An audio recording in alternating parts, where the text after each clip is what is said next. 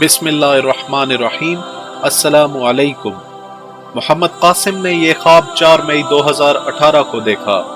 इस ख्वाब में मैं देखता हूँ कि नवाज शरीफ नाअहल हो चुके होते हैं और वो जगह जगह जलसे कर रहे होते हैं और एहतजाज करते हैं कि मुझे क्यों निकाला, मेरे साथ नाइंसाफी हो रही है, इस तरह मुल्क नहीं चला करते, मुझे मंसूबे के तहत निशाना बनाया जा रहा है, लेकिन मैं हार मानने वाला नहीं। मरियम नवाज भी अपने वालिद के साथ होती हैं और वो भी कुछ ऐसा ही कहती हैं।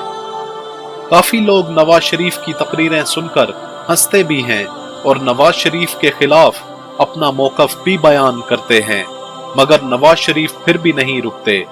फिर नवाज शरीफ महदूद होना शुरू हो जाते हैं, यानी उनकी तकरीरें भी नशर नहीं होती और उनकी सरगर्मियां भी महदूद होना शुरू हो जाती हैं।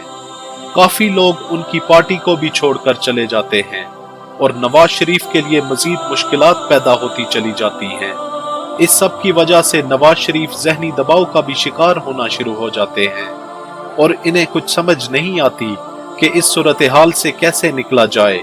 नवाज शरीफ की ताकत मजीद कमजोर पड़ जाती है, मगर वो उतना ही ज्यादा बोलते चले जाते हैं।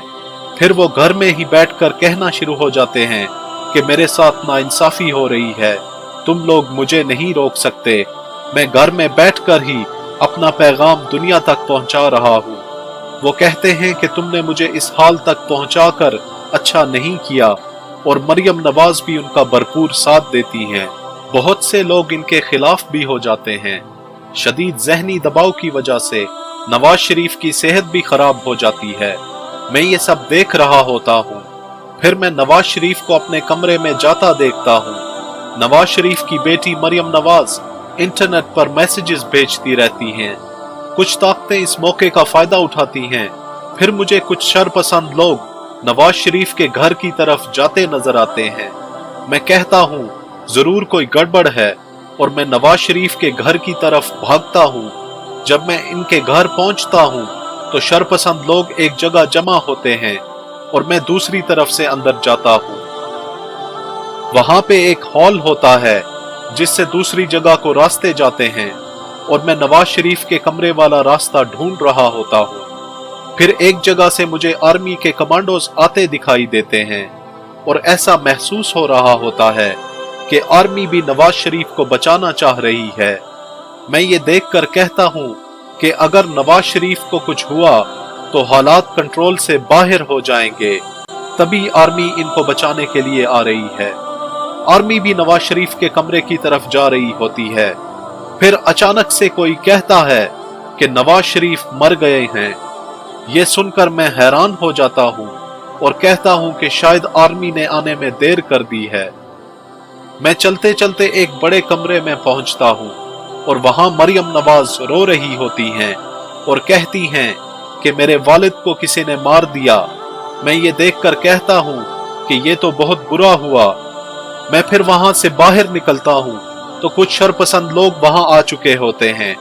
मैं इनसे बचकर निकल जाता हूँ, मगर इसी दौरान नवाज शरीफ के मरने की खबर फैल चुकी होती है और जगह जगह अफरा तफरी का आलम होता है। पाकिस्तान की दुश्मन कुव्वतें इस सूरत हाल का फायदा उठा रही होती हैं और अनारकी फैला रही होती हैं। यहाँ तक कि सूरत हाल आर्मी के कंट्रोल से भी बाहर हो जाती है। इस ख्वाब के मनाजर बहुत डरावने होते हैं।